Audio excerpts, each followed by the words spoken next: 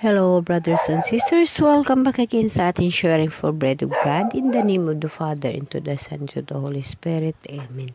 Lord, nagpapasalamat ako sa iyo sa mga pagtulong mo sa akin sa mga nakalipas na mga araw, na lahat ng mga bagay ay nasa ayos dahil sa aking pagtitiwala sa iyo na ikaw ang hahawak ng aking buhay sa mundong ito. Lord, ganun pa rin. Gusto ko, Lord, ang iyong kagustuhan sa buhay ko ang masusunod. Ikaw na ho, Lord, ang bahala, Lord. Ngunit ang aking puso humihingi sa iyo na mas priority ko ang ganitong bagay. Ngunit alam mo, Lord, na ang pangangailangan ko ay nakasalalay din sa iyo. Ngunit ganun pa man, alam ko na hindi mo ako pababayaan. Lord, gusto ko, gagawin ko ito ngayon. Kaya Lord, alam ko na unawaan mo ang aking puso at ang aking iniisip. Amen.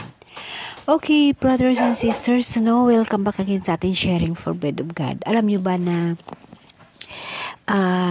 kung saan man kayong mga lugar, naintindihan nyo man o hindi ang aking mga sinasabi, ito ay aking binabahagi ayon sa aking pagsaksi sa kabutihan ng mahal na Diyos sa buhay ko, sa pagbigay niya ng pag-uunawa, biyaya ng pag-uunawa, karunungan sa pag-unawa sa mga pagbasa sa Biblia. Brothers and sisters, ito lang ang masasabi ko sa inyo. Pag kayo'y nanampalataya at totoong nagtitiwala sa mahal na Diyos, ang buhay ninyo step by step, nagaydan kayo ng mahal na Diyos. Step by step na siya mismo ang gumagawa ng paraan sa buhay nyo araw-araw, ayon sa kagustuhan ninyo at kaaya-aya sa kanyang paningin. Brothers and sisters, may isi-share ako sa inyo. Ito siya ay personal na naranasan ko at personal na nakikita ko. May mga bagay tayong makikita sa mga kalsada, sa mga daanan o kahit saan lamang na paulit-ulit nating nakikita. Ngunit wala tayong magagawa bilang tao, pinansyal, lahat wala tayong ginagawa dahil isinalang-alang natin sa mga bagay na dapat walang tayong masagasaan. Something ganon. At of course, sa financial, wala rin tayo. Wala sa lahat. Dahil mahirap lang tayo. Ngunit, mga kapatid, mayaman ho tayo sa spiritual na buhay. Ang pinakadakilang tulong mula sa Diyos at tulong natin sa ating kapwa. So, in short, mayroon akong hinihingi sa mahal na Diyos. Dahil aking nakikita ang mga bagay na sabi ko sa sarili ko, Lord, naawa ako pero wala akong magagawa. Kaya, hiningi ko kay Lord. Nanalangin ako kay Lord. Brothers and sisters, alam ko nga tutuparin ng mahal na Diyos ang hinihingi ko dahil para ito sa kabutihan ng tao hinihingian ko. Alam nyo ba na hiningi ko sa Kanya na, Lord, papahingain mo na lang siya kaysa magkikita ko siya laging ganyan. Nakakaawa. Lagi kong dinadaanan. Sabi ko sa Kanya, dahil wala naman ako magagawa, di ba? Sabi ko sa Kanya, kausapin mo lagi si Lord. Manalangin ka lagi. Tuwing dumadaan ako sa Kanya, kasi yun lang ang aking magagawa. Kausapin mo lagi si Lord. Siya lagi kausapin mo. Kantahan mo. Kausapin mo. Yun lagi yung sinasabi ko. Habang ako one time ako nananalangin. Lord, ako yung humihingi sa iyo. Kunin mo na lang siya at papahingain mo na lang siya kaysa ganun ang ganyang sitwasyon. So brothers and sisters, prayer is granted. So masaya ako. masaya ako para sa kanya. Dahil na nakapahinga na siya. Iyon ang mga bagay na dapat natin unawain. May mga bagay tayo na kung ang ating manampalataya at ating panalangin sa mahal na Diyos at ang ating relasyon sa Diyos. Siya ang ulo at tayo katawan. Focus tayo sa mahal na Diyos. Priority natin ang mahal na Diyos. Ang mahal na Diyos, nakikita niya kung ano nasa puso at nasa isip natin. Yes, nagkakaroon tayo ng mga pagkakamali. Ngunit, hindi yun pagkakamali na hindi natin hingian agad ng tawad. Ugaliin natin. Bago tayo magtulog, humingi tayo ng tawad. Pagising, magpasalamat. Yes, sometimes napapagod tayo. Kagaya ko, kahit ako'y mayaman sa spiritual life, sometimes nasisipyat.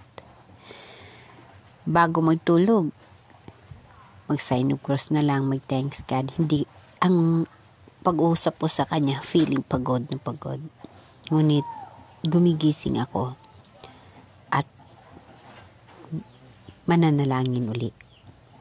Ganun sa paggising ko. At of course dito sa mga video ko, sa Facebook ko. Ang Facebook ko, brothers and sisters, hindi yun na Facebook lamang for social media. That is realidad sa buhay ko. Na dyan ko pinapakita ang pagmamahal ko kay Lord sa dahilan na gusto ko hindi mamamatay yung Facebook ko. Dahil dyan makikita ng mga kapuhan ko ang buhay ko, kung paano ko isama sa buhay ko mahal na Diyos. Isa ho yun sa mga bagay na kagaya nito. Dahil nag-focus ako kay Lord, ang buhay ko is priority ko si Jesus.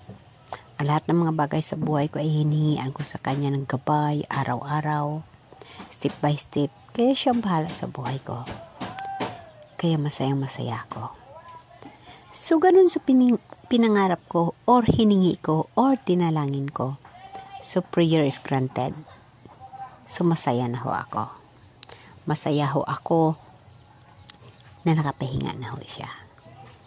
Napakasaya ko. Nawala man siya, ngunit masaya ang puso ko dahil na nakapahinga na siya. At yun naman ang hiningi ko sa kanya. At yun lang ang maitulong ko sa kanya. Yun lang na itulong ko sa kanya, ang paghingi sa mahal ng Diyos na papahingain na siya. So, Lord, maraming salamat. Maraming salamat. Thank you, Lord. Maraming salamat. So, brothers and sisters, itong video, hindi lamang ito buhay ko na, yes, may kita. Pero sa ano naman kita, hindi naman tayo sikat. Ngunit, buhay ko dito yung babahagi ko ang pagsaksi ko sa kabutihan ng mahal na Diyos. Sa pagmamahal ng mahal na Diyos sa akin, yun ang pinaka-purpose ko dito. Yung ibabahagi ang buhay ko. Ang pagsaksi ko sa kabutihan ng mahal na Diyos. Ang mga mirakulo na nangyayari sa buhay ko. Yun ang purpose ko dito. At of course, yes, kumikita ako dito. Pero hindi yun sapat.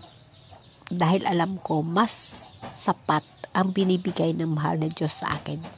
Sa mga partikular na bagay, hindi lamang dito. Itong purpose ko dito sa video ko na ito, upang ibahagi ang pagsaksi ko sa kabutihan ng mahal na Diyos. At sa mga mirakulo ng mahal na Diyos na pag ikaw ay nanampalataya at natitiwala ng lubos sa mahal na Diyos, step by step ang buhay mo, hindi ka mahihirapan. Kagaya lang sa akin, brothers and sisters, so stroke person ako. May karamdaman ako. Mayroon akong karamdaman, ngunit hindi nyo ako makikita na nanghihina. Sa mga post ko, sa mga salita ko, hindi nyo ako nakikita nanghihina. Dahil alam ko, Diyos ang nagpapalakas sa akin. Ang tawhanon ko katawan, mahina. May karamdaman yan. Marami akong gamot na iniinom para lamang na lumakas yung katawang lupa ko. Ngunit ang espirituhanan ko na buhay ay malakas. Saan ako kukuha ng mga tinatawag na mga financial ko para sa gamutan ko? Dahil sa pananampalataya ko sa mahal na Diyos, sa pagmamahal sa akin ng mahal na Diyos, siya nagpadala ng tao na yun ang makatulong sa akin. Isang miracle para sa buhay ko, brothers and sisters. Yung doktor ko, hindi ko kilala yun. Pero tinulungan niya ako para sa mga gamutan ko. Binibigyan niya ako ng way para makasurvive sa tulong niya. At alam ko, mahal ni Diyos ang nagpadala sa kanya para sa akin. Kaya lagi kong sinasabi at dinadalangin, Lord, katawang lupa ako na nanatili ngayon dito sa mundo, ang nalalabi ng buhay ko. Bigyan mo ng kabuluhan, bigyan mo ng halaga para sa kapwa ko, yung nangangailangan din para sa akin. Isa ho yun, brothers and sisters, sa nakikita ko na hiningian ko ng tulong yung tao na yun, napapahingain na lang siya. Dahil alam ko yun lang ang tulong na maibibigay ko sa kanya upang hindi na siya magtiis sa hirap ng buhay sa mundo. Amen? Amen.